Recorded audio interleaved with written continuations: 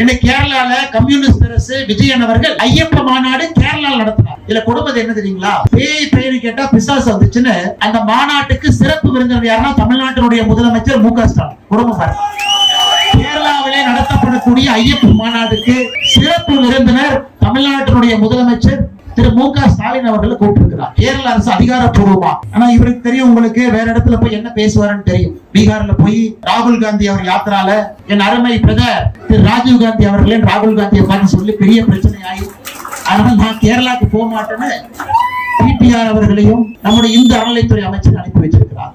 கேரள அரசு கம்யூனிஸ்ட் அரசு அங்கே ஒரு ஃப்ராட். சபரிமலைக்கு ஏகப்பட்ட பிரச்சனை ஏற்படுத்தி அவர்கள் இன்னைக்கு ஐயப்பனுக்காக மாநாடு, இங்க திமுக முருகனுக்கு மாநாடு எடுக்கிற மாதிரி கொள்ளையடிக்கிறவங்க ஒன்னா சேர்ந்தா நல்லவன் நாம எங்க போவோம் யோசிப்பாங்க. முருகனுக்கு மாநாடு தமிழகத்தினுடைய திமுக அரசு இவங்க எடுப்பாங்க.